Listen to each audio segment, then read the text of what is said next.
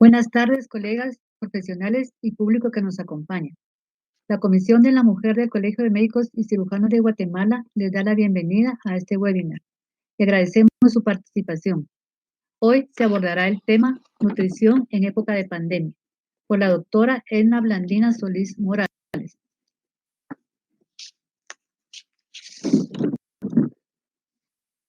La doctora Solís Morales es médico y cirujano egresada de la Universidad de San Carlos con una maestría en nutrición humana.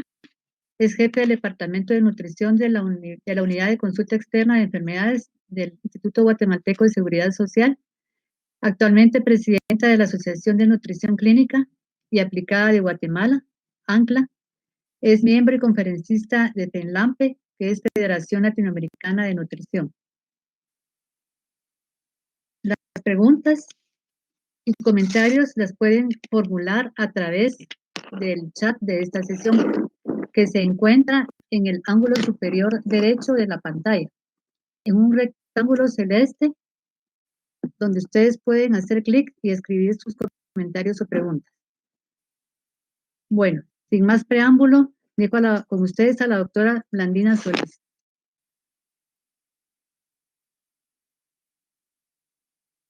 Muy buenas tardes a cada uno de ustedes. Bienvenidos a esta actividad. Le doy las gracias a la Comisión de la Mujer del Colegio de Médicos y Cirujanos de Guatemala por haberme invitado a compartir con ustedes algunas de las experiencias y algunos de los conocimientos en relación al tema de actualidad, que es la pandemia a consecuencia del COVID-19, que nos está afectando y cambiando de una forma increíble nuestra nueva normalidad. Así que bienvenidos y espero contar con una alta actividad de parte de ustedes para que podamos hacer dinámica esta tarde. Muy bien, sabemos que desde el 31 de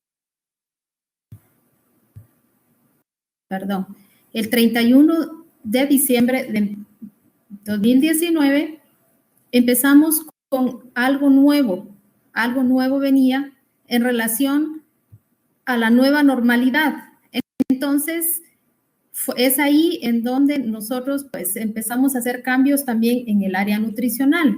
Y la agenda propuesta para esta tarde es introducción, nutrición en personas sanas, nutrición en condiciones especiales, tamizaje nutricional, importancia de la actividad física y conclusiones. Todo en torno al tema de relevancia. Sabemos que el 31 de diciembre del 2019, en una ciudad muy próspera en Asia, en Wuhan, diagnosticaron oficialmente el primer caso COVID. A partir de ahí, nosotros no ignoramos todo lo que ha sucedido. Como un amigo subió un meme que decía, nació en China, creció en Italia, estudió en España, se especializó en Estados Unidos y luego no quiero decir el resto, pero se vino para América Latina y aquí lo tenemos. Después de esto no se nos olvida un 13 de marzo cuando el presidente en una actividad no oficial nos dio a conocer el primer caso de COVID-19 traído desde España por una persona. Y a partir de ahí hemos tenido pues una inundación de casos, situaciones que se nos han venido complicando y como pueden ver, esta es la última oficial cifra de todas las actividades, de todas las, casos que tenemos confirmados. Del 13 de marzo a la fecha, esta es el panorama de Guatemala. Entonces, a partir de ahí, pues hemos estado investigando, hemos estado haciendo estudios en relación a qué cambios debemos hacer para mejorar nuestra nutrición, para mejorar nuestra salud, debido a que pues es imperante que estemos en mejores condiciones para evitar contagiarnos, ya que una vez contagiados, pues la situación se nos complica. Ya todos sabemos de que los sistemas de salud en esta época no nos ayudan debido a que ya están colapsados. Entonces, Es muy importante el hecho de que podamos cuidarnos, podamos apoyarnos en este tema. Entonces, ¿cuál es la importancia de la nutrición adecuada en personas sanas? Y vamos a empezar por definir lo que es una alimentación saludable. Es aquella que es suficiente, completa, equilibrada, satisfactoria, segura, adaptada a la persona, al entorno, sostenible, asequible. Puede ayudar a mantener un sistema inmunológico más fuerte ante el contagio del SARS-CoV-2. Esto pues fue una definición que se hizo hace mucho tiempo, en el 2013, pero fue adaptada por una reunión que tuvieron el panel de expertas de nutrición a nivel internacional para poder adaptarlo al tema COVID. Entonces, vamos a seguir con un estilo de vida que nos ayude a mejorar nuestro sistema inmunológico. ¿Cómo? A través de la ingestión de frutas y verduras. Frutas, 3 raciones al día de distintos colores. Verduras, 2 raciones al día de colores fuertes. ¿Por qué colores fuertes? Porque eso nos dice que tienen alto contenido de vitaminas y antioxidantes, que son los que le dan esa característica. Granos integrales, como pan, cereales, pasta, arroz, por su contenido de fibra. Leguminosas, como frijoles, lenteja, garbanzo, debido a que tienen proteínas de alto valor biológico que se complementan entre sí, que aisladamente no las tienen. Semillas como ajonjolí, almendras, nueces, hierbas y especias que tienen sustancias bioactivas, que son aquellas que tienen un beneficio adicional a nuestro cuerpo, que no solo es la nutrición, sino un beneficio como por ejemplo fitatos, taninos, licopene y sustancias que se han demostrado que nos pueden ayudar con el sistema inmunológico. Así también nos ayuda con mantener una salud mucho mejor y una condición mejor para poder enfrentar de mejor manera estas circunstancias. Es muy importante mantener el consumo moderado de otros alimentos de origen animal, no consumir mucho.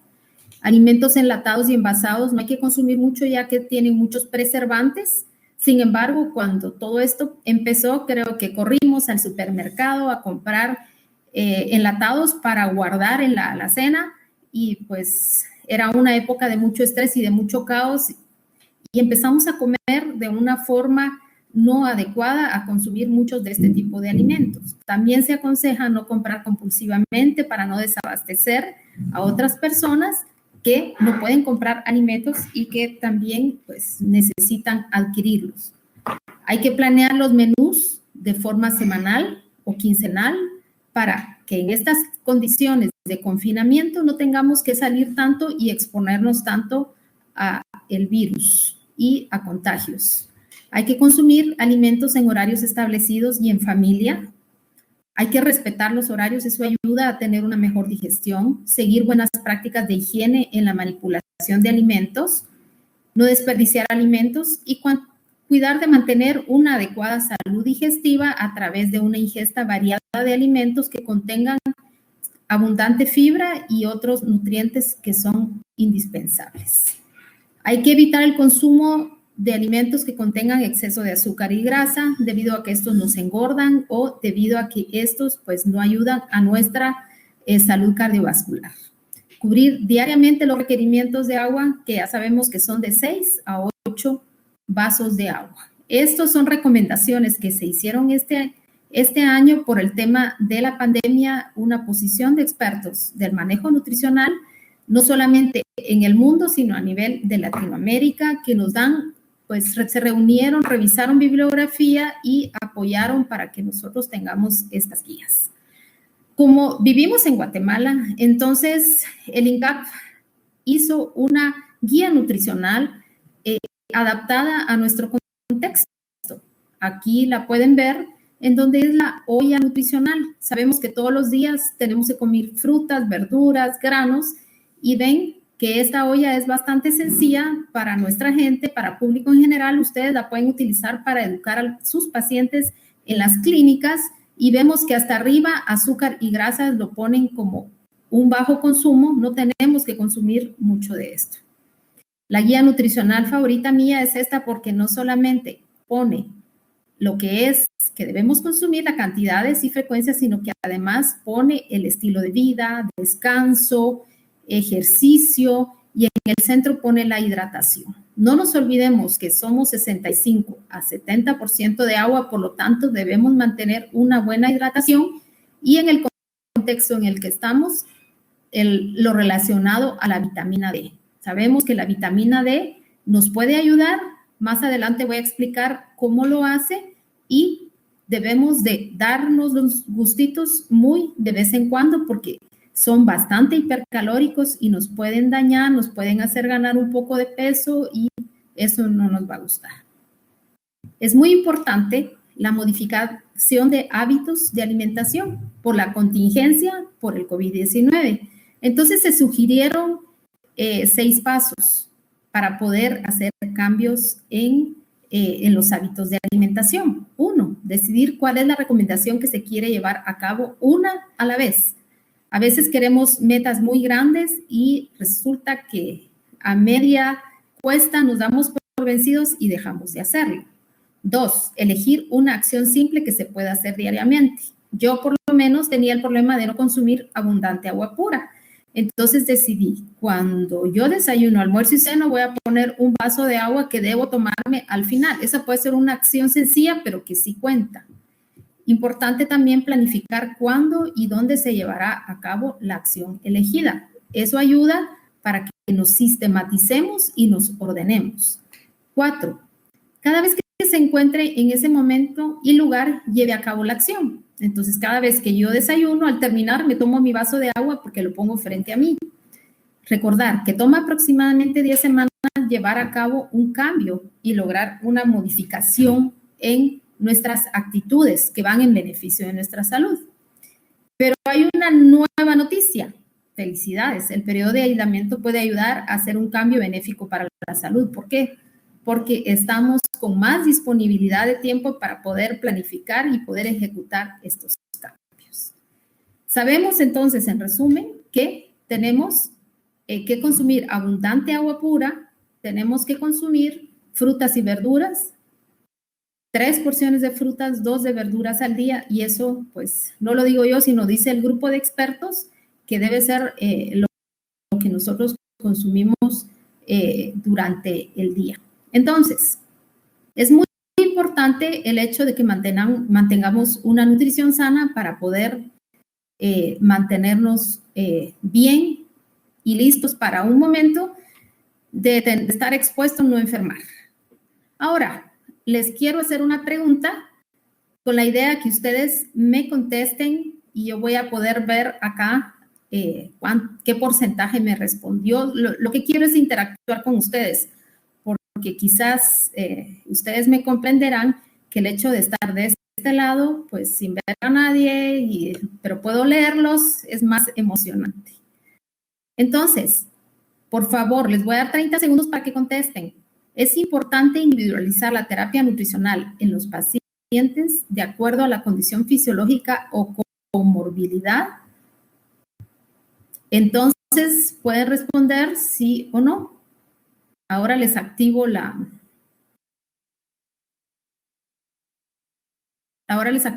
encuesta. ¿Ya pueden responder, por favor?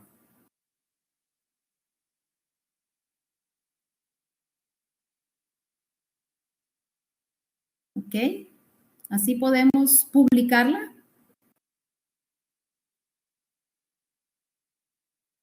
Ya estuvieron los 30 segundos.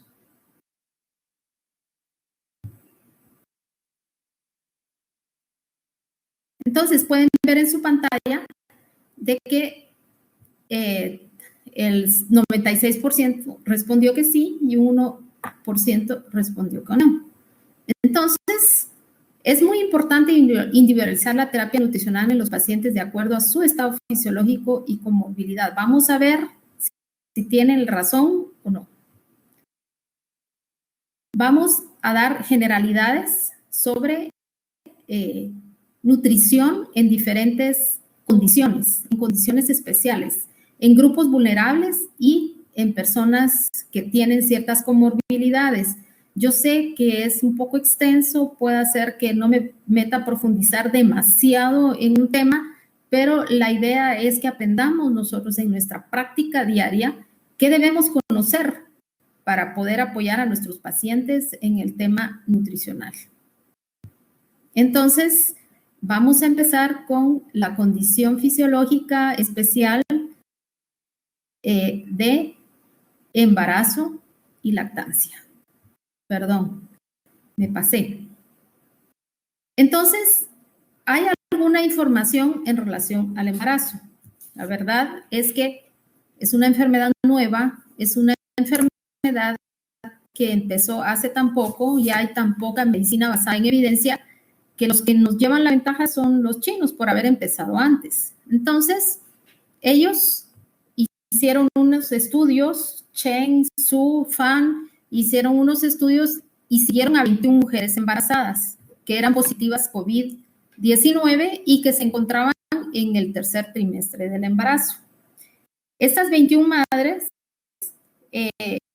al dar a luz, las evaluaron y vieron que las pruebas moleculares para detección del virus dieron negativo en el líquido amniótico, en la sangre del cordón umbilical, la leche materna y exudado de garganta de los recién nacidos. De hecho, tuvimos varios casos ya acá. El primero, pues fue con éxito. El presidente, pues lo dijo en su oportunidad que el niño estaba sano y pues era negativo de acuerdo a las pruebas de hisopado COVID.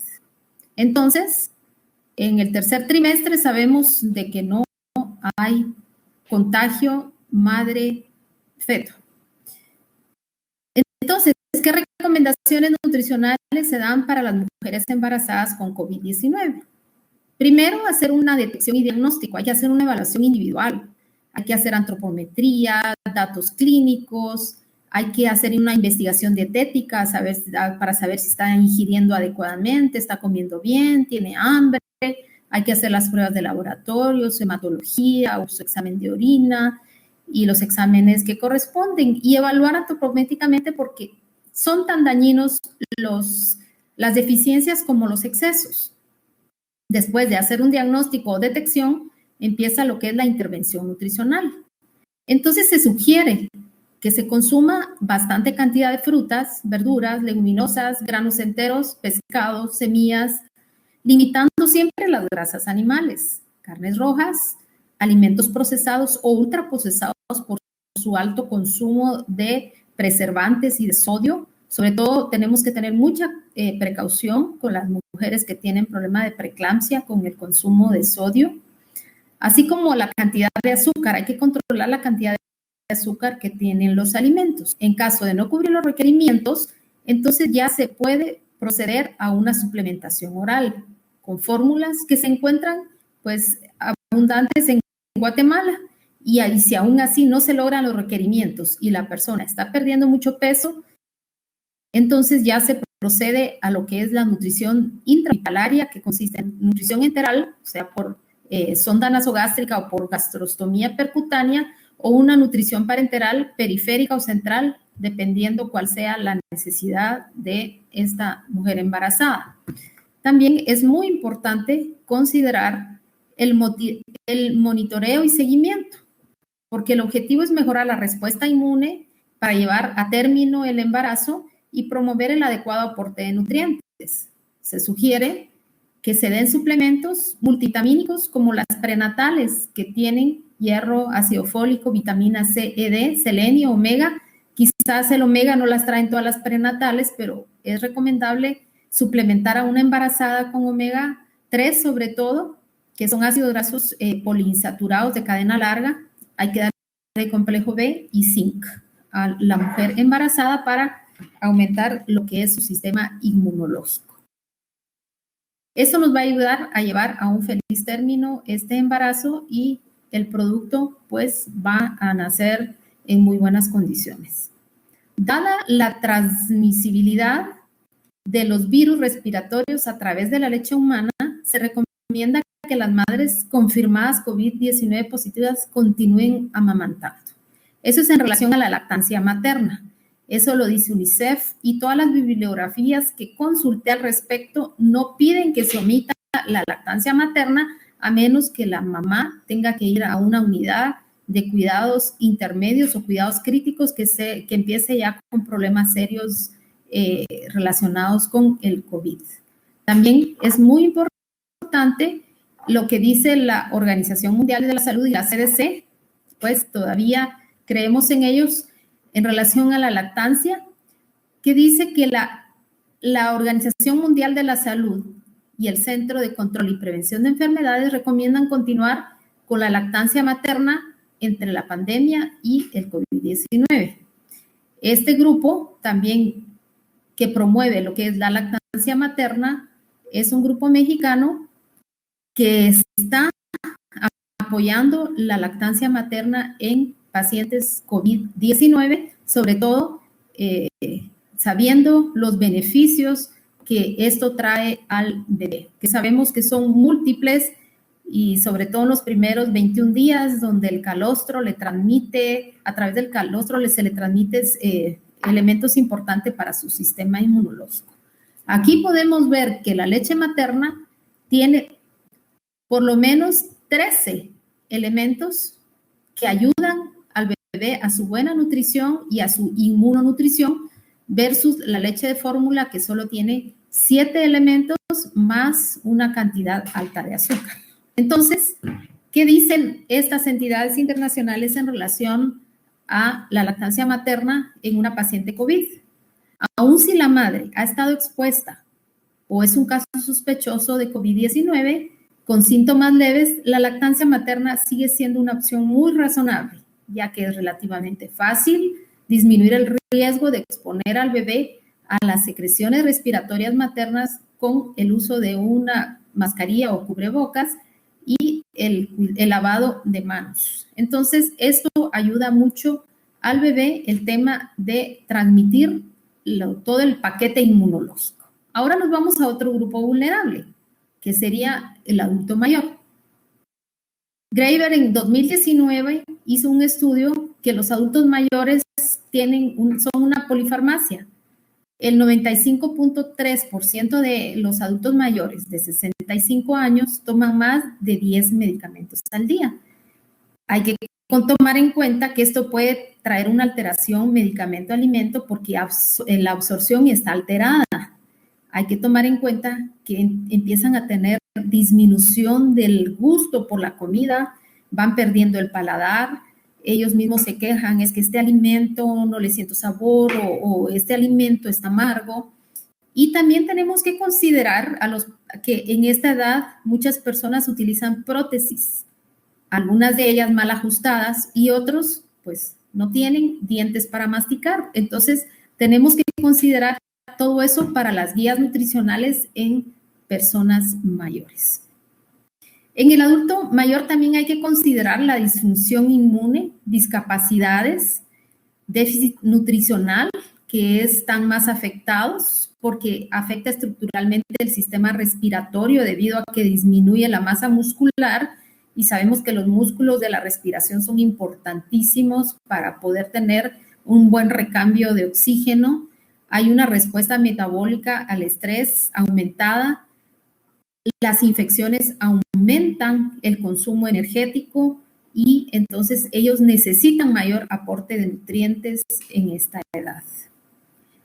El adulto mayor sabemos de que es frágil, es vulnerable, tiende a sufrir más comorbilidades, por ejemplo, más enfermedades crónicas como diabetes, enfermedades cardiovasculares, que sabemos que son las principales causas de morbimortalidad en el adulto mayor. Y con este tema de confinamiento, donde no hemos podido pues, salir, ellos tienen que estar encerrados, solos, tienden a sufrir problemas de depresión, empiezan a dejar de hacer ejercicios, empiezan a sufrir discapacidad y esto pues afecta también en su nutrición. Entonces, tenemos que tener especial cuidado con nuestros adultos mayores, porque realmente esta es la realidad. Podemos ver aquí cómo se ha consumido la masa muscular, haciéndolos frágiles, sufriendo una sarcopenia severa. Vemos que aquí los músculos auxiliares de la respiración, los músculos del tórax están totalmente depletados, no tenemos prácticamente masa muscular. Muchos de ellos no pueden caminar por disminución del músculo, que es el que da la fuerza, y andan en silla de ruedas, o son más dependientes de ayuda de otras personas, como nos podemos dar cuenta. Hay que auxiliarlos, hay que apoyarlos. La persona que pierde masa muscular es una persona que no tiene fuerza. Hay estudios que evidencian que después de los 40 años perdemos 6% de masa muscular, músculo esquelético, por cada década. Si perdemos 30% de masa muscular, perdemos la vida porque ya no hay fuerza. Si hacemos ejercicio, si tenemos una buena dieta, esto se disminuye hasta un 1 o 2% de pérdida de masa muscular por década. Entonces tenemos que prestar especial atención al ejercicio. Entonces, es muy importante que veamos en esta gráfica la fragilidad del adulto mayor.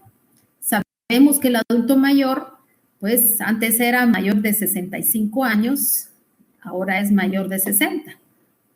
Un amigo decía un chiste en uno de estos días que él es médico y trabaja en uno de los hospitales nacionales, y decía que sus residentes le dijeron: doctor, vengan a evaluar a un viejo de 50 años, y pues nosotros estamos más o menos por esa edad, nos sentimos aludidos. Fue el comentario que hizo el compañero, porque pues bueno, yo ya paso de los 50 años. Entonces, estos parámetros están cada vez haciéndolos en personas más jóvenes, debido a que se están observando cambios clínicos de envejecimiento aún en personas que son más jóvenes. Pero bueno, el adulto mayor se considera arriba de 60 años. También en ellos hay cambios hormonales, imbalances sobre todo. Sabemos que hay disminución de la testosterona y otras hormonas que ayudan a mantener masa muscular, y también hay alteración en el gasto energético. Hay una disminución de la ingesta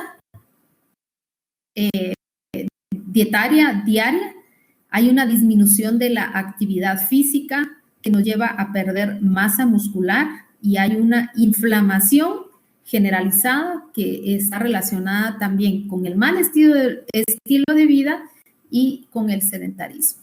Por lo tanto, se recomienda que a los adultos mayores se le dé de 25 a 30 kilocalorías por kilo día para que tengan una buena salud. Se recomienda que de esas calorías, 1.2 a 1.5 gramos kilo días sean de proteína. Y de estas proteínas se recomienda que contengan alto contenido de aminoácidos ramificados, que son leucina, isoleucina y valina. Para mantener masa muscular, la más importante es la leucina, porque es el precursor del HMB o hidroximetilbutirato, que ayuda a mantener o a formar músculo esquelético. También la glutamina juega un papel importante, la creatina sobre todo, y estos juntos ayudan a mantener una adecuada cantidad de músculo o formación de músculo esquelético. También es muy importante el hecho de consumir ácido eicosapentanoico como el omega 3. Se recomienda 2 a 2.2 gramos al día. Estas son recomendaciones en época de COVID. Ustedes sabrán que muchas veces esto no se puede cumplir porque da mucha intolerancia este tipo de ácidos grasos, les da reflujo, les da molestias epigástricas, pues entonces se sugiere que consuman pescado para poder tener un poco de ácidos eicosapentanoicos y ácidos DHA. Es muy importante consumir multivitaminas y minerales en la época del COVID-19. Se recomienda sobre todo utilizar o suplementar, mejor dicho, la vitamina D, dar una dosis de 600 a 800 unidades internacionales al día de vitamina D. También se hace importante dar otros elementos como el zinc, de los cuales voy a hablarles más adelante. También es muy importante tomar en cuenta otras intervenciones. como el aporte por vía oral, el ejercicio para evitar pérdida de masa muscular y evitar la sarcopenia, también el apoyo pues, medicamentoso o farmacológico y el apoyo psicosocial, que sabemos que en esta época de confinamiento es lo que está afectando a nuestros adultos mayores y están empezando a tener problemas y situaciones mentales derivadas del encierro y el confinamiento. Aquí vemos cómo se puede formar músculo a base de el aminoácido ramificado llamado leucina. Este aminoácido es muy importante consumirlo. Ese lo adquirimos de alimentos, sobre todo de origen animal. No les voy a explicar todo este flujograma porque realmente no es el objetivo. El objetivo es demostrar que a base de la leucina obtenemos lo que se llama el hidroximetilbutirato pasando por el mTOR. El mTOR nos ayuda a que la leucina, la glutamina, la arginina pueda formar HMB, que es hidroximetilbutirato, que estimula lo que es la síntesis de proteína y nos forma músculo esquelético, que es el músculo que realmente nos ayuda para el hecho de hacer fuerza, hacer ejercicio y para llevar a cabo todas nuestras actividades. Es muy importante que tomemos en cuenta ese tipo de cosas para nuestros adultos mayores. También es muy importante el hecho de que podamos apoyarlos psicológicamente, apoyarlos en todos los aspectos, en su hidratación, ayudarlos, vigilarlos, porque se les olvidan tomar los medicamentos, porque se les olvida consumir otro tipo de sus alimentos o se deprimen y esto pues no es de ayuda para ellos. Se recomienda una ingesta diaria de 30 mililitros de agua al día por kilo de peso, consumir micronutrientes y antioxidantes para mejorar su capacidad inmunológica y pulmonar. Recomienda sobre todo el incluir lo que es selenio, licopeno y vitaminas. Eso ayuda mucho para nuestros ancianos, nuestros adultos mayores estén en mejores condiciones. Hay que considerar, como les decía, la consistencia de los alimentos dependiendo de la capacidad de masticación, de deglución. Hay que exponer al sol por 15 minutos debido al confinamiento prolongado. Sabemos que la vitamina D la podemos obtener por exposición al sol y es gratis. Entonces, digámosle a nuestros adultos mayores que por lo menos salgan al sol unos 15 minutos para poder tener los alimentos, la vitamina D de los alimentos que ingerimos. Entonces, en resumen, ¿qué nutrientes son importantes para nuestro adulto mayor? Proteínas de alto valor biológico, ya dijimos que la leucina es una de las más importantes, la glutamina y la arginina. Vitaminas importantes para el adulto mayor, vitamina B6, B12, ácido fólico, vitaminas A, C, E, D. Los minerales importantes, zinc, cobre, hierro, selenio. Prebióticos y probióticos para mantener una buena mucosa y una buena función intestinal y para que los nutrientes se puedan absorber adecuadamente a nivel de la barrera intestinal y la mucosa intestinal. Vamos al siguiente tópico, que es nutrición en obesidad. Sabemos que nuestra población obesa también es una población que está en riesgo de padecer COVID-19 y ellos ya están estigmatizados. Ellos ya se autoaíslan aún antes del COVID, se encierran, evitan contacto social porque tienen vergüenza de su aspecto y por muchas situaciones psicológicas que manejan. Experimentan altas tasas de depresión y ansiedad que los lleva a encerrarse y a comer más, abrir más la refrigeradora y comer más y seguir ganando peso y entran a un círculo del cual les cuesta salir. Tienen mayor riesgo de sufrir enfermedades crónicas, como lo ha dicho la Asociación de Obesidad a nivel mundial, de acuerdo a cómo lo manifiesta en esta diapositiva. También es muy importante saber que la obesidad se asocia con un estado inflamatorio per se, que es crónico, que predispone a la diabetes mellitus, a la hipertensión arterial, enfermedades cardiovasculares y cáncer. También aparecen adiponectinas antiinflamatorias, o sea, están disminuidas las adiponectinas antiinflamatorias y las citoquinas proinflamatorias están aumentadas, como es la interleuquina 6, leptina, factor de necrosis tumoral alfa, que esto lo que provoca es un microambiente ya inflamado en este grupo de personas que sabemos están en mayor riesgo de enfermar, no solamente por procesos virales, sino también por procesos bacterianos y por procesos micóticos. Entonces, es muy importante en ellos establecer hábitos saludables. Hay que pedirles que consuman frutas y verduras de forma adecuada, que aumenten la actividad física. 30 minutos de ejercicio aeróbico por 5 días a la semana nos pueden ayudar a mejorar en todo sentido. También es muy importante que consideremos en ellos los nutrientes especiales que se vuelven más importantes y que se ha demostrado que los ayuda, como la vitamina D, el zinc, ácidos grasos eicosapentanoico, que son los omega 3, o el fish oil, o como lo quieran llamar, pero es el ácido graso que tiene eicosapentanoico. La vitamina A, B, C, E, que se vuelve muy importante en ellos debido a que no generalmente tienden a consumir alimentos hipercalóricos, grasosos, con alto contenido de ácidos grasos saturados y de alimentos ultraprocesados que no son de mucha utilidad para ellos y que inclusive les ayudan a ganar peso y a empeorar.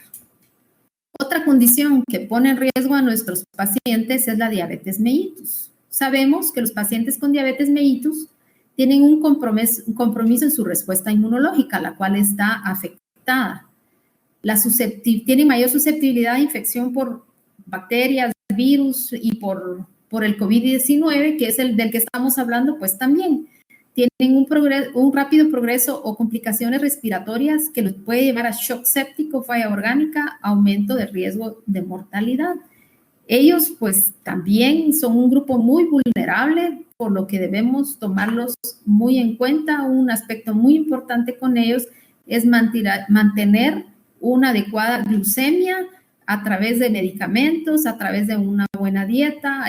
Es muy importante considerar la carga e índice glicémico de los alimentos.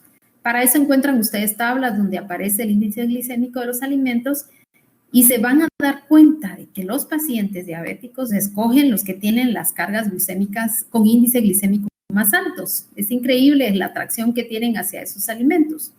Hay que dar aporte de fibra, 14 gramos por cada 100 kilocalorías, sobre todo de fibra soluble, que es aquella fibra que al ingerirse a nivel del intestino forma una como gelatina. Estos, pues, lo encontramos en frutas y verduras. Es importante dar micronutrientes y sustancias bioactivas mediante consumo de granos, frutas y verduras, porque eso le ayuda para su sistema inmunológico. Es muy importante disminuir el consumo de almidones, a lo cual son muy adictos, que tienen un índice glicémico muy alto. Por ejemplo, las papas fritas, por ejemplo, los productos hechos a base de harinas. Hay que tratar de decirles e insistirle que deben cuidar la ingesta de este tipo de alimentos. Cuidar la ingesta de proteínas, dependiendo la edad, dependiendo la función renal. Hay que limitar el consumo de azúcar simple al 10%, mejor si no lo consumen, porque pues es lo que ellos tienen problema para metabolizar. La sal se recomienda menos de 2.4 gramos, que sería media cucharadita azucarera, que es la que se recomienda consumir durante todo el día. Grasas saturadas menos del 7%, y hay que evitar las grasas trans, que sabemos que son hasta cancerígenas para nuestro cuerpo. Evitar el exceso de alimentos ultraprocesados debido a que pues, contienen preservantes, tienen altas cantidades de sodio a través de benzoatos, contienen más azúcares y lo que menos tienen son nutrientes, prácticamente son calorías vacías las que se están consumiendo en muchos de estos alimentos. Otro grupo de riesgo son enfermedades cardiovasculares. Sabemos que la primera causa de muerte a nivel mundial es la enfermedad cardiovascular. Tienen una mayor susceptibilidad de desarrollar síndrome de falla respiratoria con mal pronóstico cuando se infectan por SARS-CoV-2. Tienen una mayor probabilidad de muerte. El confinamiento en casa por pandemia por COVID-19 les impulsa, yo creo que a todos, porque a mí también, a consumir alimentos por razones emocionales, no por apetito, por calmar esa ansiedad, y empiezan a descompensarse, a comer más sal y empiezan a tener más problemas metabólicos. Empiezan a consumir alimentos procesados y ultraprocesados ricos en sodio y en otros alimentos dañinos, en otros preservantes dañinos para la salud. Tienen a veces a consumir más alcohol, más tabaco por el nivel de estrés y ansiedad que maneja.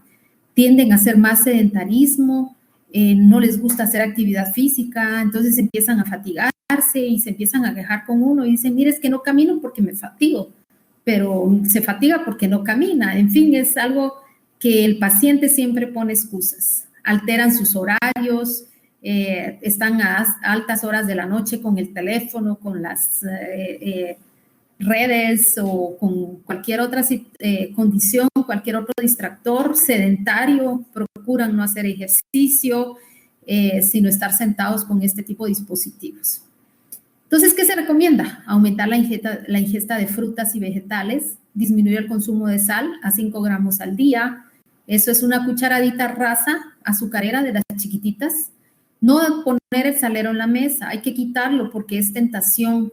Limitar el consumo de frituras, de snacks, de alimentos procesados, ricos en preservantes que incluyan sodio y gomas y mucílagos y sustancias que son procancerígenas y que además crean adicción y nos invitan a comer más de esos alimentos que no tienen nutrientes realmente. Disminuir el consumo de carnes rojas, el azúcar disminuir a 10 gramos por día, aunque no sean diabéticos. Los lácteos enteros hay que eliminarlos y si se les vamos a dejar lácteos que sean descremados, hay que disminuir las grasas saturadas y las grasas trans, aumentar, como ya dije, con las otras condiciones, aumentar las leguminosas, pescado, aceite de oliva a 80 gramos al día. Recordémonos que el aceite de oliva extra virgen nos va a ayudar mucho, sobre todo en pacientes que tienen problemas cardiovasculares o cardiometabólicos, y mejor si es en crudo porque es más estable y conserva sus ácidos grasos poliinsaturados que nos ayudan a tener una buena salud. Granos enteros, menos de 100 gramos al día. Hay que promover lácteos descremados, fermentados, queso fresco, yogur, el kefir, que es un alimento fermentado que se obtiene a partir de la leche, que puede ayudar. Entonces, es de suma importancia también considerar a los pacientes que están con cáncer. Ellos tienen una alteración de la respuesta inflamatoria. Aquí vuelven otra vez estos nuestros amigos, que es factor de necrosis tumoral alfa, interleuquina 1, interleuquina 6, que promueven el desgaste muscular, promueven anorexia, pérdida de peso acelerada. Ellos, sin ser adultos mayores, la mayoría, tienden a perder músculo y eso los convierte en sarcopénicos. Pacientes que están en quimioterapia, radioterapia y cirugía provocan inmunosupresión. Además, lo que yo he visto en mi práctica diaria, porque yo atiendo pacientes oncológicos en el aspecto nutricional, es que empiezan con alteraciones del gusto por la comida, no les sienten sabor a la comida. Entonces, los pacientes que están en quimioterapia o radioterapia hayan una adicción a los alimentos ácidos.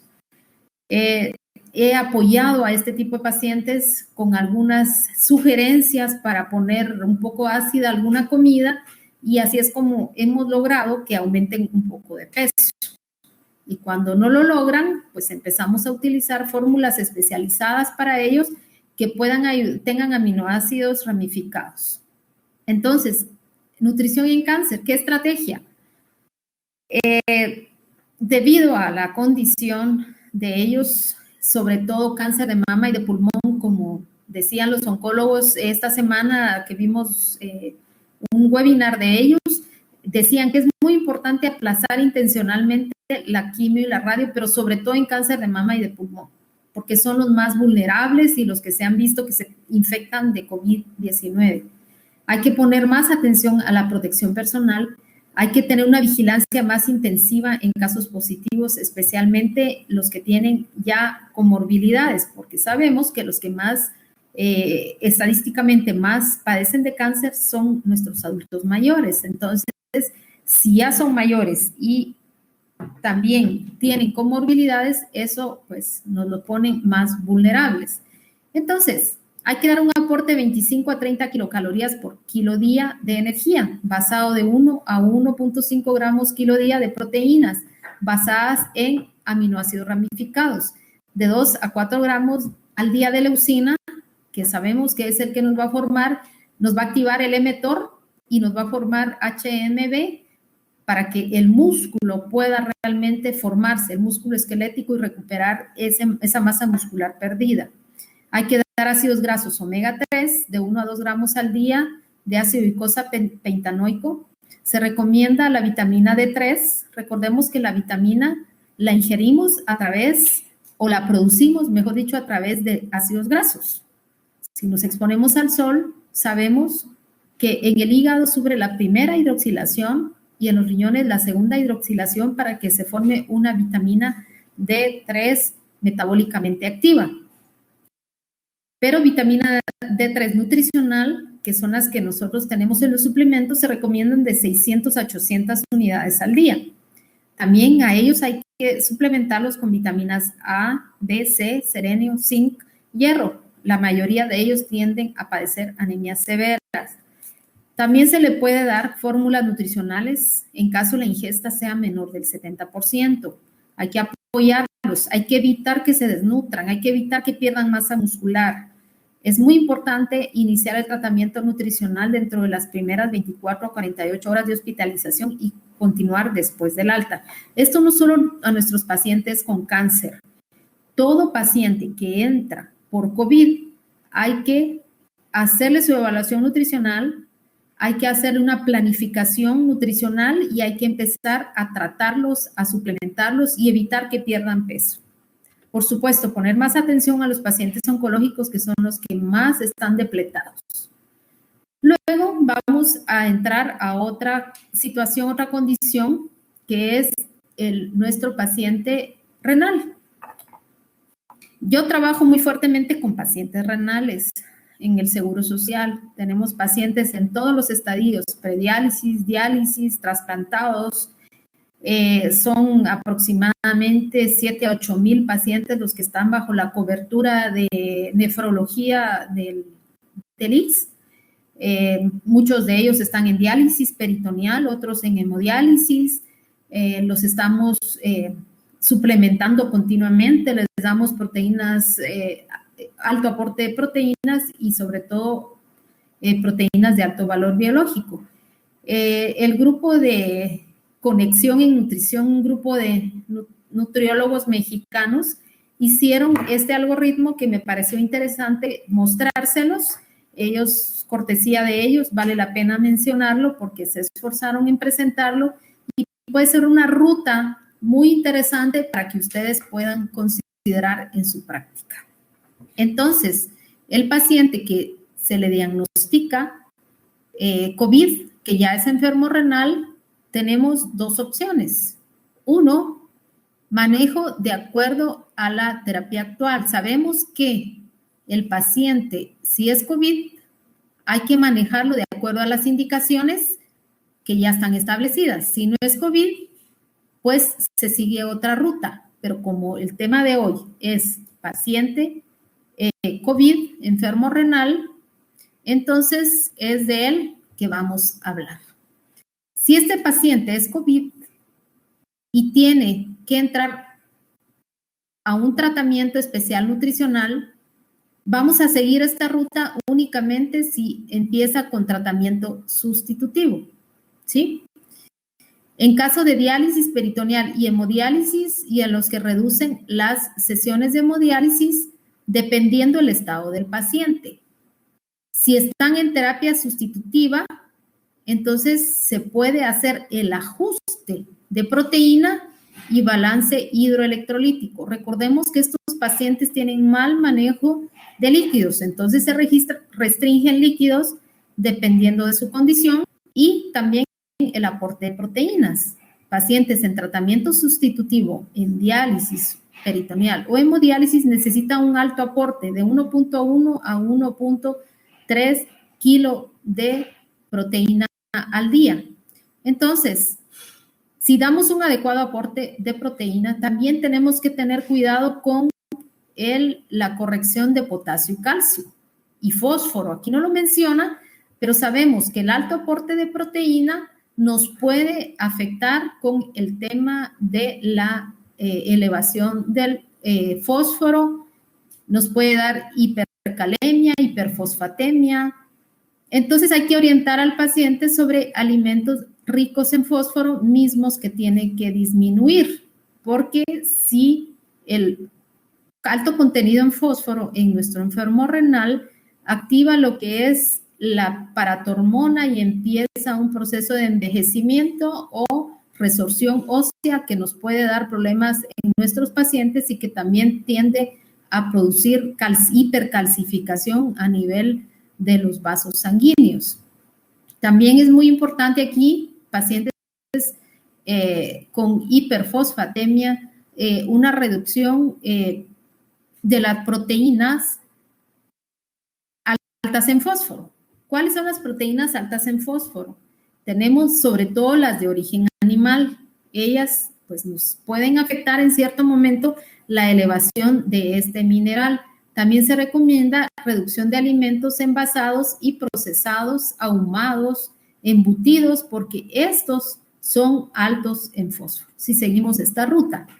Ahora, si nuestros pacientes tienden en diálisis o en hemodiálisis, tienden a padecer hipercalemia, tenemos que tratar de orientar a nuestros pacientes sobre alimentos ricos en potasio. Sabemos que los alimentos más ricos en potasio están naranja, el plátano, y el problema es que ellos a veces sufren de calambres y ellos empiezan a sobredosificarse potasio, alimentos ricos en potasio, aguacate y esos alimentos, y entonces empiezan a sufrir arritmias cardíacas que los viene a complicar aún más. Sugerir la técnica de doble cocción, eso es muy importante, el filtrado, porque eso ayuda a reducir la cantidad de potasio en los alimentos. Entonces, si el paciente está en terapia sustitutiva, pero trasplantado, si seguimos esta ruta, vemos que también terminamos acá con la corrección de fósforo y calcio en nuestros pacientes, pero también con ellos tenemos que tener un manejo calórico diferente. Siempre vamos a tener un consumo vamos a dejar 30 a 35 kilocalorías por kilo día, y aquí la proteína sí se restringe, se les deja a 0.55 o 0.6 gramos kilo día.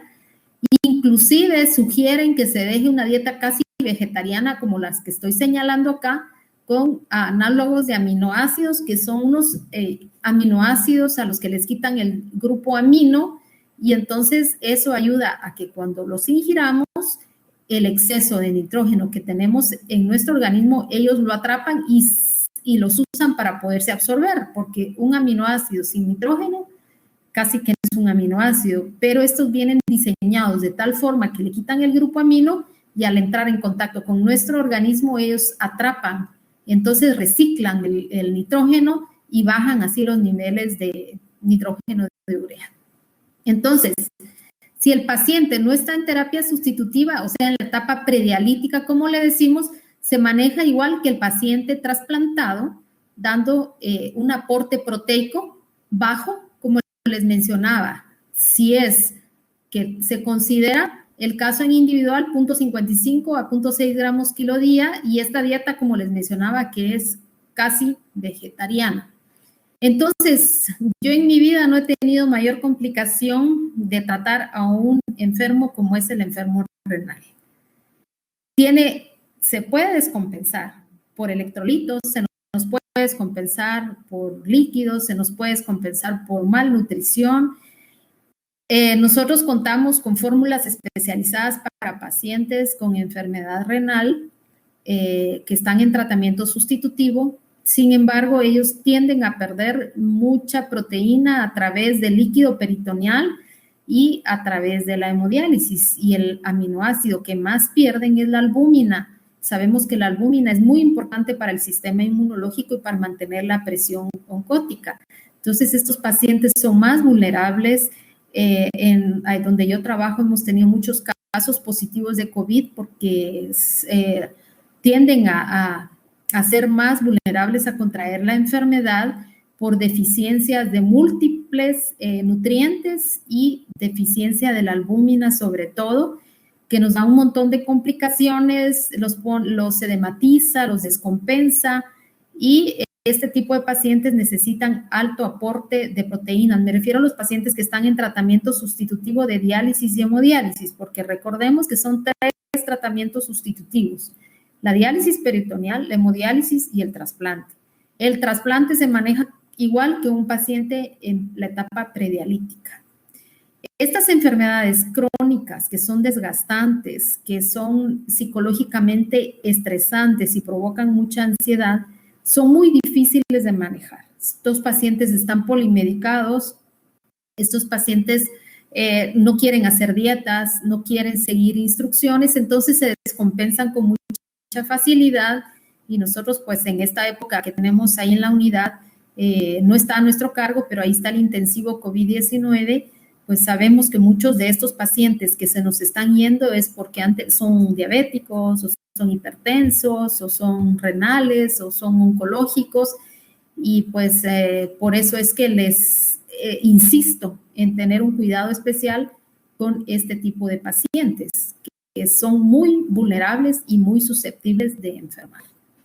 Consideré muy importante y oportuno traer este artículo sobre la vitamina D.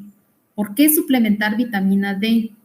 Esto es la evidencia de un estudio que tomó varios estudios de otras universidades en Estados Unidos, y ellos concluyeron que la vitamina D3 es importante darla a aquellas personas que están en confinamiento, a aquellas personas que no se exponen al sol, adultos mayores que están en riesgo, o sea, casi que todos los grupos de los que hablamos.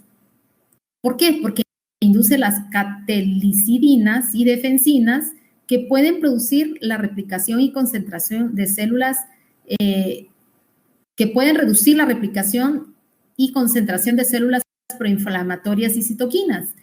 Se sugiere, inclusive ellos sugieren dosis de 10,000 unidades al día por unas semanas, dice el estudio, seguido por 5,000 unidades al día, hasta llegar a una meta sérica de 40 a 60 nanogramos por mililitro, que es alto. El valor normal es de 25 a 30, pero ellos quieren llevarlos ahí porque dice que se encuentra con mayor efectividad la reducción de las células proinflamatorias, que sobre todo su influencia es a nivel de las citoquinas. Me pasé una diapositiva, creo yo. Disculpen, voy a regresar porque me falta el zinc. Aquí está el zinc. No les había hablado del zinc. Es otro nutriente importante, es un mineral, es un electrolito, donde un estudio ruso en abril 13 publicó la razón de suplementar zinc a nuestros pacientes, entre otros, porque también está el omega 3 y otros, pero tomé los que más interesan y los que más impacto tienen y los que más se han estudiado hasta el momento. El zinc es importante porque ellos concluyeron que modula la inmunidad antiviral y antibacteriana, regula la respuesta inflamatoria inhibe el RNA polimerasa del COVID. Aclaro que este punto, ellos lo han encontrado in vitro. Los dos anteriores que mencioné sí los han demostrado, sin embargo, este punto de inhibir el RNA polimerasa solo es un estudio in vitro. También in vitro han demostrado que decrece la actividad de la enzima convertidora de angiotensina 2, que sabemos que es el vehículo que utiliza el virus para ingresar a nuestro cuerpo. Por lo tanto, el zinc y la vitamina D han tenido una utilización mayor, sobre todo en los últimos días. Ahora, viene otra pregunta para saber si no se me han ido, si están todavía conmigo. Y por favor, la pregunta es, ¿conoce algún método para la evaluación nutricional en pacientes COVID-19? La respuesta es sí o no. Activo la pregunta y por favor, ustedes tienen 30 segundos para responder. Mientras tanto, pues me gustaría que fueran formulando sus preguntas, mismas que vamos a responder al final de la presentación para hacerla más interactiva, más dinámica y que podamos resolver todas las dudas que se planteen aquí. Les aclaro que esto no es evaluación para las horas crédito, tampoco puedo ver quién responde qué cosa, así que pueden todos responder porque no voy a ver la respuesta, no quién contestó sí y quién contestó no. De antemano les agradezco que hagan interactiva esta actividad. Ahora voy a ver voy a encuesta. Vamos a ver si la puedo subir porque ya ven que la tecnología es...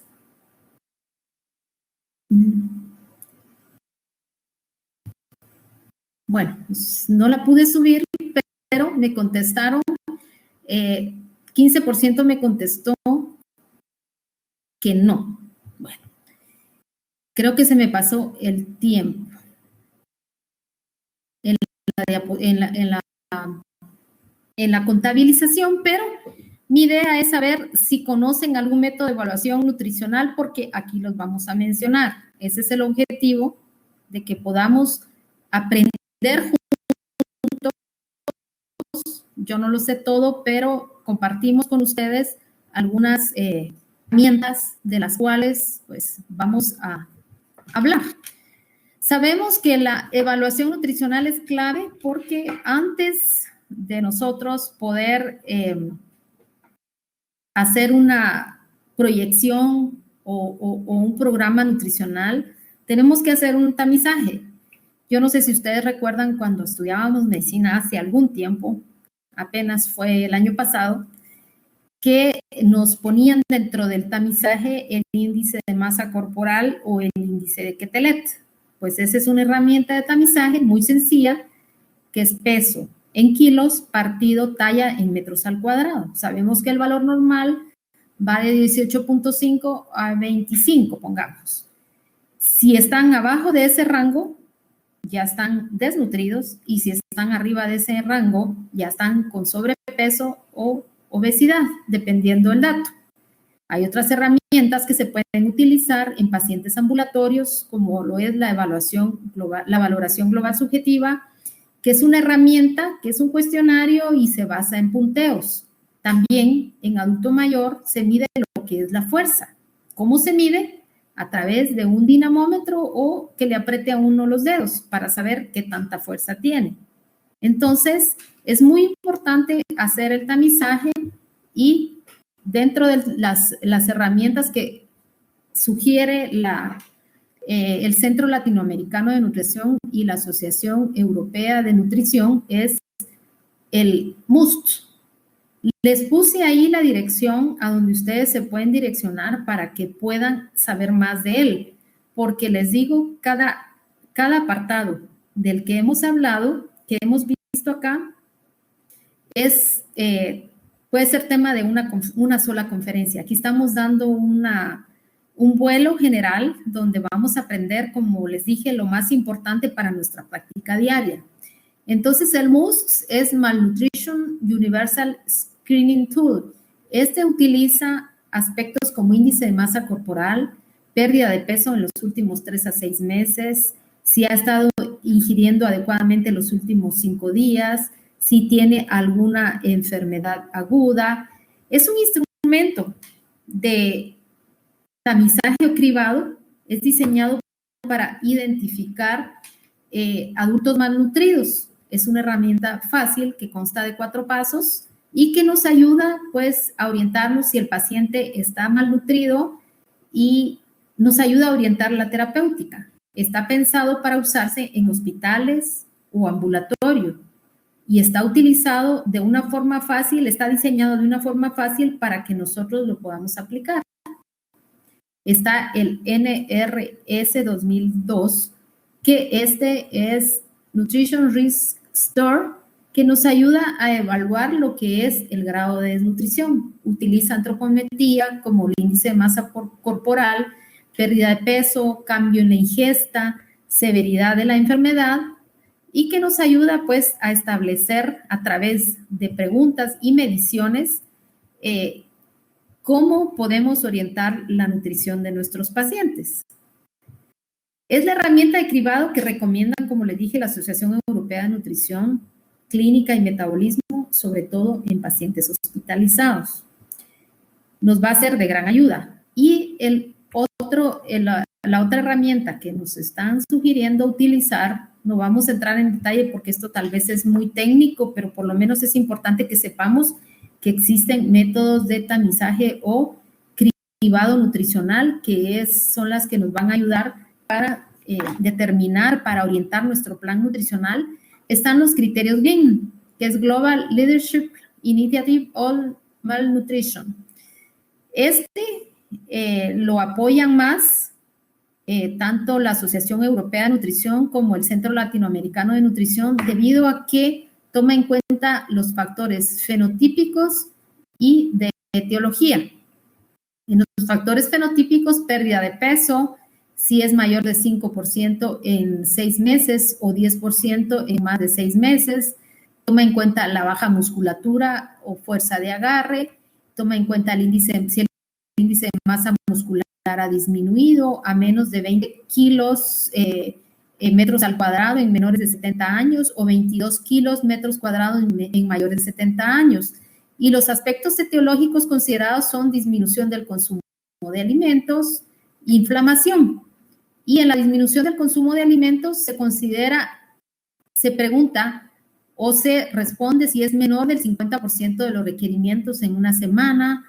Cualquier disminución durante 2 o más semanas es considerado en riesgo. Cualquier síntoma gastrointestinal que afecte el metabolismo de nutrientes. Y en la inflamación, si es condición aguda, traumatismo, enfermedades crónicas.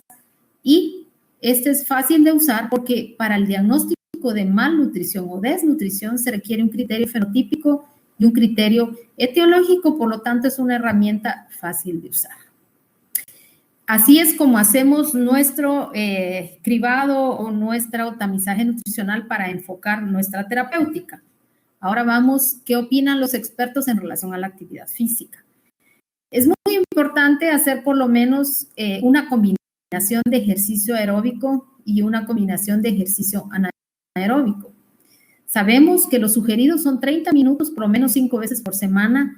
Lo ideal es que fuera al aire libre, pero lamentablemente no podemos. Es muy importante que nuestras personas, adultos mayores, hagamos ejercicios de equilibrio.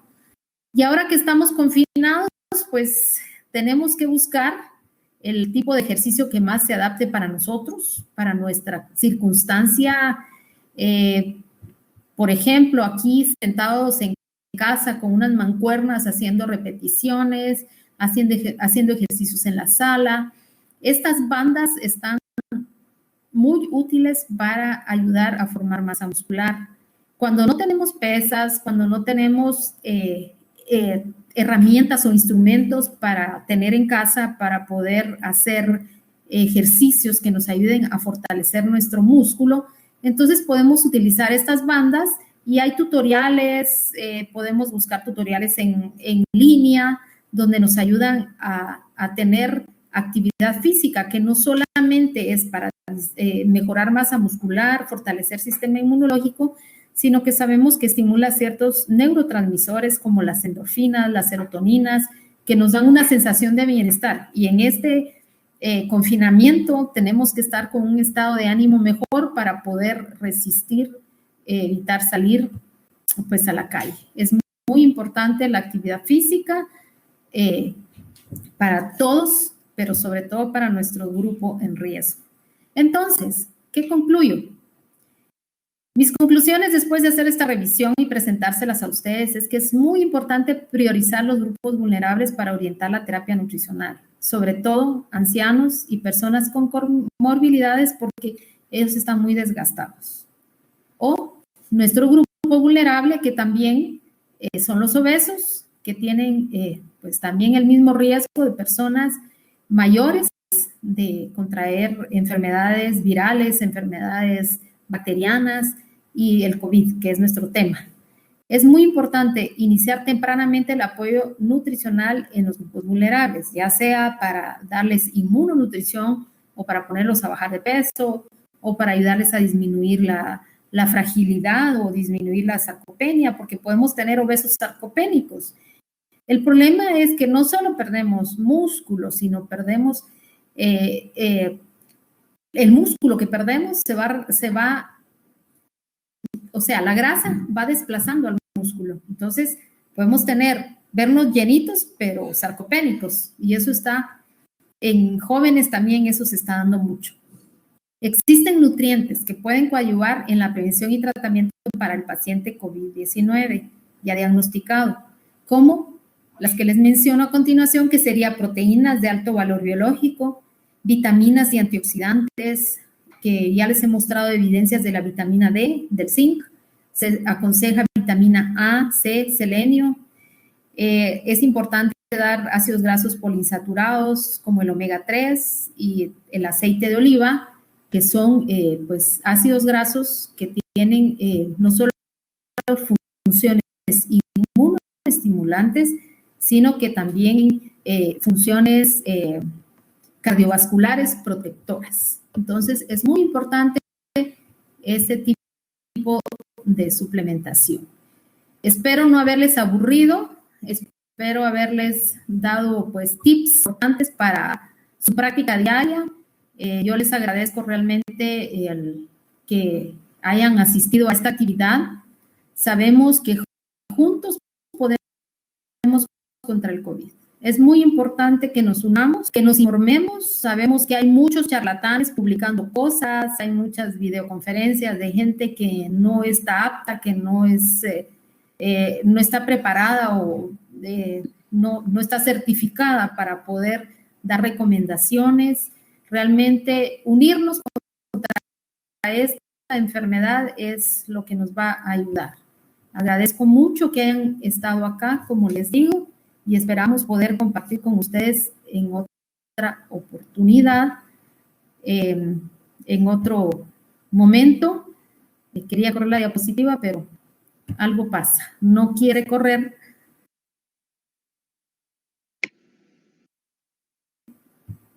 Ahí estamos. Bueno, agradecemos a la doctora Solís su excelente presentación y ahora iniciamos el periodo de preguntas. Al final de esta presentación. A ver. Agradecemos a la doctora Solís Morales su excelente presentación y ahora iniciamos el periodo de preguntas. Doctora Solís, ¿la cantidad de agua a ingerir diariamente depende del peso?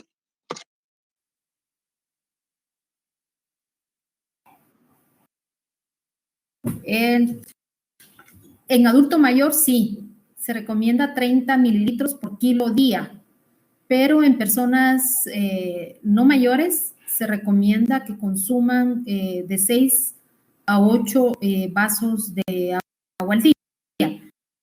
A veces se hace difícil consumir agua pura, comiendo las de jugo de limón y que puedan ingerirlas durante todo el día, porque realmente es un poco difícil para muchas personas ingerir.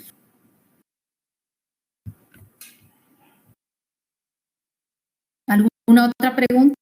Gracias, doctora Solís. ¿Es posible encontrar reacciones adversas como alergias a los ácidos grasos o bien omega 3, 6 o 9? Y si es así, ¿qué recomendación podría dar usted para que los pacientes reciban la dosis recomendada? Sí he visto reacciones alérgicas, sobre todo en los ácidos grasos a partir de omega 3, de pescado, pero tenemos el fabuloso aceite de oliva. El aceite de oliva es raro que dé alergias. Podemos dar, yo sugiero unas 3 cucharaditas de aceite de oliva extra virgen durante el día sin cocinarlo, sino que ponerlo en los vegetales o ponerlo en las ensaladas. Eso ayudaría mucho para dar ácidos grasos poliinsaturados de cadenas ramificadas que tienen el mismo efecto que pero sí hay efectos alérgicos. O sea, hay que tener cuidados, hay que preguntarle a nuestro paciente antes de prescribirle si es alérgico al pescado o a productos del mar.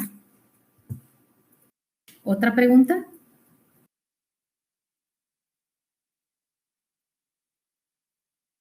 ¿Podría darnos algunas recomendaciones para brindar un adecuado seguimiento del aporte nutricional a un paciente de la tercera edad, ya que el nivel de hemoglobina o albúmina no es suficiente? ¿Podría repetir porque hubo interferencia en tu voz? A ver, ¿podría darnos alguna recomendación para brindarle a un paciente un adecuado seguimiento del aporte nutricional cuando el paciente es de la tercera edad, ya que el nivel de hemoglobina y albúmina no es suficiente? El aporte nutricional en un adulto mayor debe ser pues, bien planeado por kilo de peso. Se recomienda dar 1.2 gramos por kilo de peso al día. Se recomienda que sea de ácidos, que sea que contengan aminoácidos rajados. Es muy importante cocinarles como a ellos les gustan los alimentos, preguntarles cómo les gusta la comida, porque inclusive ya no les sienten mucho sabor a la comida. Sabemos que las fuentes de hierro en los alimentos se encuentran sobre todo en alimentos de origen animal y hojas verdes. Entonces yo les aconsejo que les den aporte de hojas verdes preparadas como les gustan a ellos y un aporte de huevo, sobre todo, que tal vez no tiene tanto hierro como una carne roja, pero el huevo es el gold standard. ¿Por qué? Porque tiene una cantidad buena de albúmina. Yo sugiero a los pacientes que coman claras de huevo, a los pacientes que tienen bajo de albúmina, les aconsejo que consuman omelette de claras de huevo. Ahora hay lugares donde les venden solo claras, no les venden la yema, o sea, ya las separan, pero igual un huevo es barato, realmente, y el beneficio que tiene es increíble para la salud, anciano también. Y los mitos de que sube el colesterol, pues no han dicho que sí ni que no, pero la clara es excelente aporte albúmina. Y de hierro, como ya les mencioné, leche, alimentos de origen animal como carnes. Siguiente pregunta.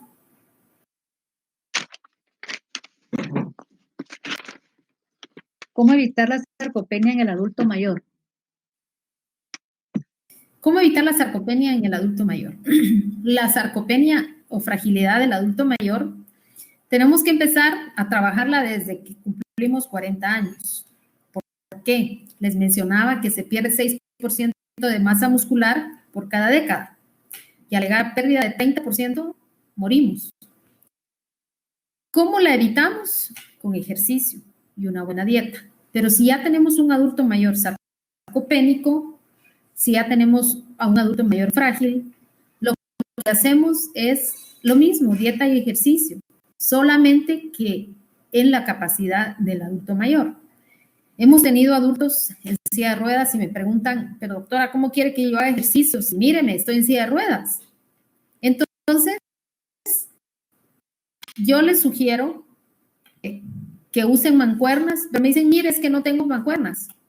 Les mando a comprar frijol, arroz, que todos comemos frijol o arroz en este país, y 2 libras que lo pongan en, que las amarren y que hagan ejercicios como con mancuernas para las piernas, para los brazos, perdón, y para las piernas que hagan flexiones y extensiones. Hay ejercicios que le llaman gimnasia pasiva que ayudan mucho, como el tai chi, qigong, o también un poco de yoga, que ayuda a que los músculos se adquiera músculo esquelético, que es el que realmente nos interesa en el adulto mayor, y que además pues les ayuda con el equilibrio, les mejora muchos otros factores el hecho de hacer el ejercicio y la dieta. Muchas veces, y están de moda el dar fórmulas. Yo creo que era parte de la respuesta de esta pregunta, el hecho de que hay fórmulas que están diseñadas para nuestros mayores, que tienen HMB y hasta nos sacan a un adulto corriendo grasa. Ese anuncio que ya les mencioné, creo que ustedes ya saben de qué me refiero, pero si ustedes consumen leucina en la dieta, no lo necesitan. Ahora, si el paciente está muy sarcopénico, si nuestro paciente está muy frágil, si está muy debilitado, puedes utilizar estas fórmulas, que son fórmulas poliméricas que tienen alto contenido de HMB a partir de leucina, que ya las encontramos listas para tomar. Muchas veces los adultos mayores viven solos y no pueden ir a preparar una mezcla, se les cae la mitad o no utilizan el agua adecuada. Entonces, utilizar, si es necesario, para sacar al paciente adelante, como lo hago yo con mis pacientes en el hospital, utilizar fórmulas con alto contenido de HMB que se encuentran pues, comercialmente en cualquier supermercado. Y para el caso, si son diabéticos, utilizar para diabéticos y si no lo son, pues eso es algo fundamental, porque a veces he tenido pacientes usados fórmulas con alto contenido de HMB y son diabéticos y también son altas en azúcar, en sacarosa, que es la que nos tiene índice glicémico alto y que nos descompensa a nuestro diabético. ¿Hay alguna otra pregunta? Sí, doctora, precisamente la siguiente pregunta, ¿qué alimentos son ricos en leucina? Alimentos ricos en leucina son alimentos de origen animal, como ya les mencionaba. El huevo, la leche, tenemos carnes y tenemos algunos vegetales, que esos nos pueden ayudar a dar un aporte adecuado de leucina. Sabemos que tenemos aminoácidos limitantes, se llama. Es aquel aminoácido que no se encuentra en un alimento. Yo les aconsejo, porque yo no sé qué tipo de pacientes miramos todos. Puede ser que tengamos un paciente que tenga mucho recurso, otro paciente que pues, solo llega a frijolitos. Hace muchos años, el INCAP, ahí por los 90s, hizo un estudio en donde dijo que una tortilla con 4 cucharadas de frijol daba el aporte de aminoácidos suficientes para una persona.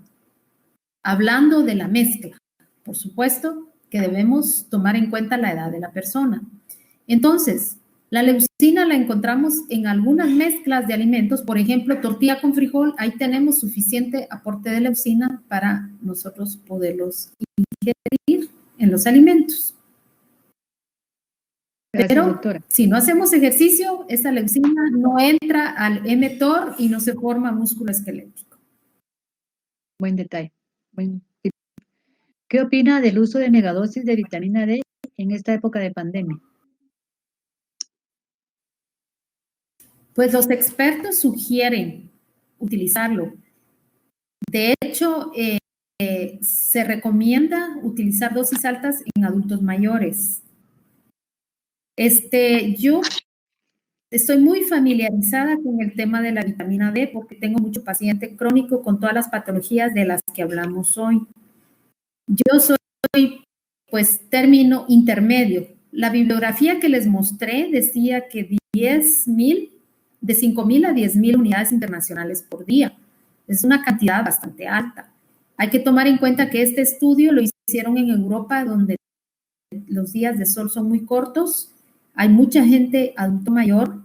Yo aconsejo que si la persona está entre 25 a 30 nanogramos por decilitro de vitamina D férica, sea una persona, si son jóvenes, que puedan tomar en época de pandemia 1,000 unidades internacionales, o el requerimiento, como les mencioné, que es de 600 a 800 unidades internacionales. Si es un adulto mayor, yo sí recomiendo un aporte de 4 a 5,000 unidades, porque nuestros adultos mayores últimamente están en confinamiento, no se están asoleando, no están haciendo ejercicio, y la vitamina D es muy importante para la calcificación, no solo para el sistema inmunológico. Quiero mencionar algo muy importante que tiene relación con la vitamina D. La vitamina D regula la absorción de calcio. Sabemos que ya no es considerada una vitamina, sino ya le llaman hormona D, porque sin vitamina D no se absorbe el calcio. Y sucede que muchas veces no consumimos el suficiente aporte de calcio o no consumimos la suficiente cantidad de vitamina D o no nos asoleamos, entonces empieza a haber una elevación del fósforo. Al haber una elevación del fósforo, este estimula la PTH, la paratormona, y lo que hace es inicia un proceso inverso a la absorción de calcio. Empieza una resorción ósea e inicia una osteoporosis. Se han hecho estudios donde evidencia que el uso de vitamina D se asocia con dos elementos que son proteínas. Uno es el FG23 y cloto. Cloto es una proteína que se encuentra en placenta, que se encuentra en testículos y en ciertos tejidos de formación. Fue descubierta en el 97 y el cloto le llaman la proteína de la juventud, porque está relacionada con juventud y está relacionada con consumo de vitamina D. Entonces, si queremos vernos jóvenes, también tomemos vitamina D. Respondí la pregunta, pero en conclusión, para nuestro medio país tropical, yo recomiendo 1,000 unidades internacionales, adultos hasta 5,000, adultos mayores que están en confinamiento. Gracias, doctora. ¿Podría ampliarle el tema de aminoácidos ramificados y en qué alimentos los podemos encontrar, por favor? Aminoácidos ramificados son 3. Les pusieron aminoácidos ramificados por su forma, porque tienen bajo contenido de nitrógeno. Son ramificados por su estructura y por bioquímica, ayudan a la formación muscular y dan poco aporte de ácidos en el organismo. Estos son 3. Está la leucina, isoleucina y valina. Estos 3 aminoácidos ayudan a formación de músculo. La leucina es el más importante de los 3, debido a que la leucina entra al sistema emetor y luego pasar del emetor se forma músculo esquelético. ¿En qué alimentos los encontramos? Solo en alimentos de origen animal o la combinación que mencionaba de tortilla y frijol arroz, para ponerlo en un ambiente muy guatemalteco, porque a veces no se tiene pues para comprarme todos los días o para consumir alimentos de origen animal, que es la proteína más cara que podemos comprar. Gracias, doctora. ¿Considera importante otra pregunta? Sí, considera importante el manejo multidisciplinario del paciente obeso que incluya salud mental y en una forma permanente? Totalmente de acuerdo. Permanente no creo, porque yo pienso que el paciente debe de alcanzar una independencia que no debe depender de nadie más que de, pero sí de un acompañamiento largo, sí. De hecho, yo he tenido pacientes, sobre todo en la práctica privada, que he tenido que consultar con psiquiatras, he tenido que apoyarme con coach, o sea, estos en acto físico, y sí, yo comparto siempre la idea y estoy de acuerdo en el apoyo de un equipo multidisciplinario para sacar adelante a nuestros pacientes obesos, pacientes con comorbilidades, y todos los pacientes deben dar un equipo multidisciplinario.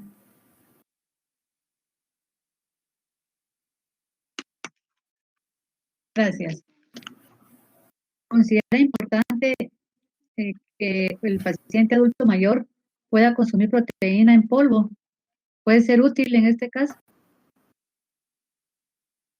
Proteína en polvo depende. Hay que individualizar el caso. Recordemos que el adulto mayor es un adulto que ya puede función renal. Cuidemos la función renal. Nuestro paciente adulto mayor puede tener una creatinina arriba de ese es el valor normal. Entonces, yo aconsejo que si el paciente está muy sarcopénico o está muy depletado, que siempre le hagamos un examen de orina. En el examen de orina podemos determinar muchas cosas.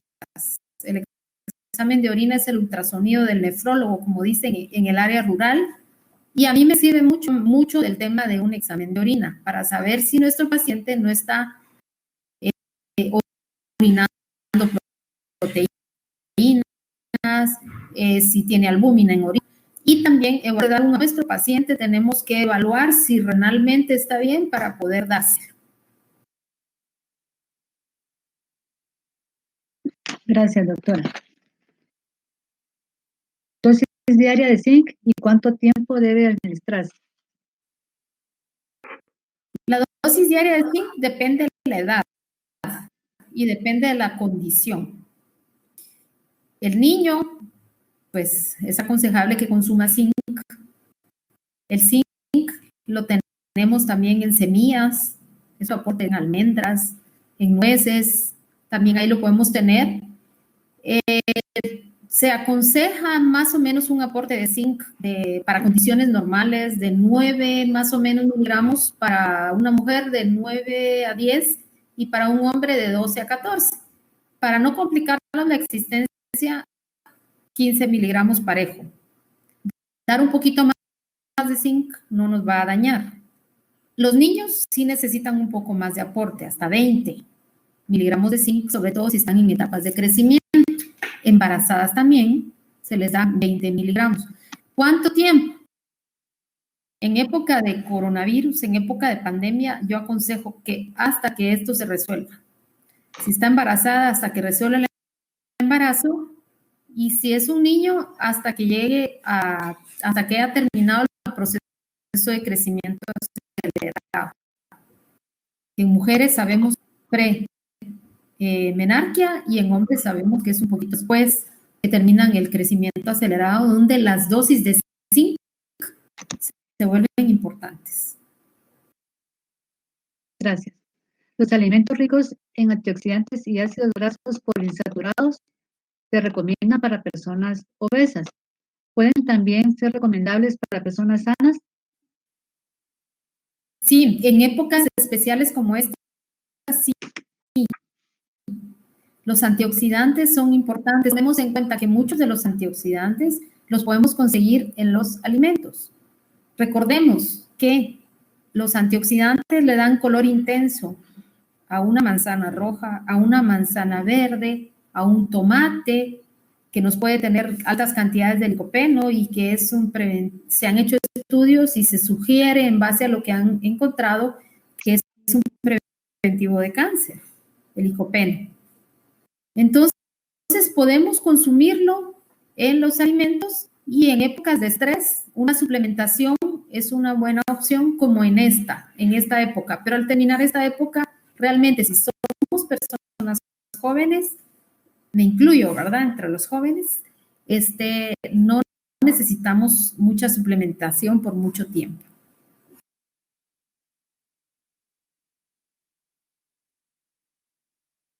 Hay una pregunta, ya la última pregunta que tenemos, doctora. Es una pregunta de un paciente de 73 años con cáncer de próstata. Terminó 36 sesiones y necesitan saber qué tipo de ejercicio puede hacer y la dieta que puede tener en este momento. ¿Cuál es la dieta adecuada? ¿Cuántos años dijo? 73 años. Y está en tratamiento con cáncer de próstata. Ajá. Al nada más terminar la dieta que le deja su médico tratante, el cirujano, debe empezar a caminar. Caminar es el ejercicio más básico, es el ejercicio que le va a ayudar para mejorar la función pulmonar, le va a ayudar a recuperar su masa muscular y después ir aumentando y aumentando el tiempo, la intensidad, y cuando ya esté en capacidad, después de hacer este tipo de ejercicio, empezar a hacer ejercicio anaeróbico. Ejercicio anaeróbico es el que forma más músculo, por ejemplo, pesitas, por ejemplo, tai chi, si es una persona de 73 años y está con una condición que le limita a hacer fuerzas. Y en cuanto a la dieta, el paciente, yo lo que práctica día es que le quito algunos alimentos que tienen muchos procesos, embutidos, alimentos enlatados, las carnes, el azúcar. Yo a los pacientes con cáncer o con diagnóstico de cáncer de cualquier tipo, yo sí les quito el azúcar porque sí hay pruebas. En Harvard, la Universidad de Harvard ha publicado estudios, el Hospital Johns Hopkins, donde dice que el azúcar es el principal nutriente de un cáncer donde quiera que se encuentre. La leche es un alimento que están en quimioterapia, yo se las quito porque les dan mucha diarrea. También los mariscos pueden dar una reacción cruzada con los medicamentos que se utilizan durante la quimioterapia e inmediatamente después, 1 o 2 meses, no les doy mariscos hasta que ya pasaron los 2 meses, entonces ya empiezan a comer pescados, mariscos, y también se le puede suplementar con fórmulas poliméricas que encuentran. Si él es diabético o si no es diabético, pues que tengan HMB para ayudarle a formar masa muscular. Gracias, doctora. Ya no hay más preguntas. Hemos recibido felicitaciones para usted por su excelente presentación. Y también la Comisión de la Mujer del Colegio de Médicos y Cirujanos pues se une a esta felicitación y a este agradecimiento por su brillante y pues, didáctica exposición. Y a ustedes que nos han acompañado durante este webinar, pues también les agradecemos su participación. Y para los médicos que están interesados en las horas crédito de este webinar, pues pueden, al finalizar este evento, pues pueden dirigirse al área donde están colocadas las preguntas, que se encuentra en la ventana anterior a esta reunión. Es en la esquina inferior derecha. Y deben hacer clic sobre el botón titulado Evaluación para acreditación de horas crédito. La presentación de estas preguntas van a estar durante toda esta semana para que puedan ustedes contestar. Y al finalizar la semana, pues ya se van a retirar y ya se van pues, a hacer el recuento de las horas crédito, de las personas que sí contestaron el cuestionario. Entonces, agradecemos, doctora, nuevamente su participación y a ustedes y les deseamos buena tarde y muchas gracias. Hasta la próxima reunión que tendrá efecto entre 15 días a la misma hora. Muchas gracias, les estaremos llegando la información más adelante. Muchas gracias, doctora, y a ustedes gracias nuevamente. Adiós.